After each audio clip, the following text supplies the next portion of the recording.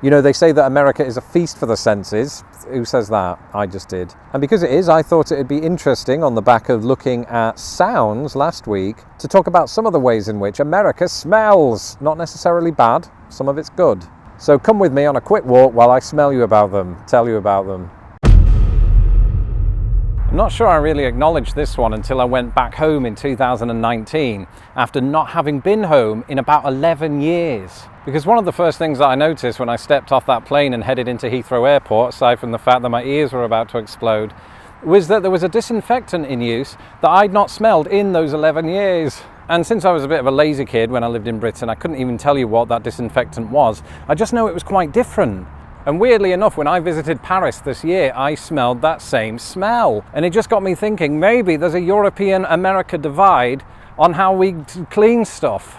It is a bit of a mystery though, because I looked this up and it looks like both countries use Lysol and Clorox. So I can only think that it's the fragrance that's added. Now, I'm no expert on cleaning products. Clearly, I sleep under trees. So if you've spent a fair amount of time in both countries, let me know in the comments below what you think that difference is, because I can't work it out.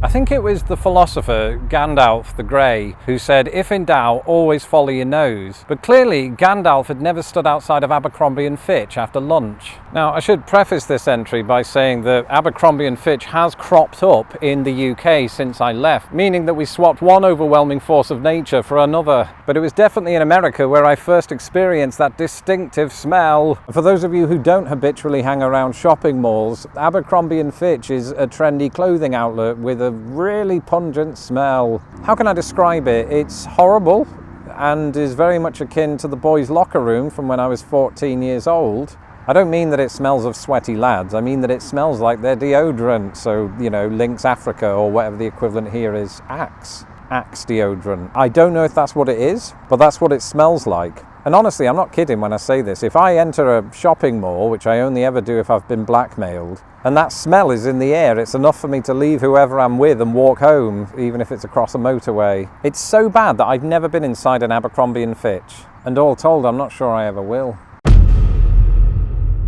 Look, this isn't a sentence I ever thought I'd say, but long-time fans of this channel will know that my nostrils are very attuned to the smell of cinnamon. And so for those of you who are new to my channel, you will hear me reference this from time to time. And in my experience, Americans are less attuned to it, and there's a very good reason for that, and that's that the smell of cinnamon is everywhere. I mean, I don't smell it right now, mercifully, but they put it on just about everything, so if you're in the mood for dessert, the chances are you will get a waft of cinnamon at some point. Now, for me, growing up in Britain, cinnamon existed, right? It was a spice that we have. We don't put it all over everything all the time in massive quantities, which seems to be a favorite pastime of Americans. And I think the first time that I noticed this, again, was in a mall. Presumably I was still recovering from the nasally raucous onslaught of a certain clothing store, but this other shop came into view, or whatever the smell equivalent is of the word view. And that shop was called Auntie Anne's, which, aside from selling pretzel stuff, had a strong odour of cinnamon. And it got me thinking, ooh, you know, Abercrombie & Fitch, Auntie Anne's, both A names. You're the type of company who feels you have to be at the start of the alphabet. You're probably also the sort of company that has to overcompensate with your smell. So, you know, Apple smells like metal. It's not really. Audi, same as Apple. So there's a little bit of a flaw in my theory, but in America, cinnamon is everywhere, especially at this time of year, because, you know, people are rolling out the apples and the pumpkins and all manner of other things that they feel isn't already tasty enough, so they have to put heaps and heaps of cinnamon into it, and that basically becomes America's de facto smell through to the new year. And my wife loves it, my wife's family loves it.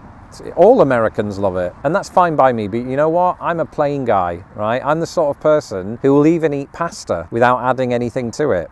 Not suggesting that you'd only add cinnamon, I'm just saying I don't feel the need to add stuff to stuff for it to be good. I'll eat a loaf of bread just on its own, not a loaf, a slice.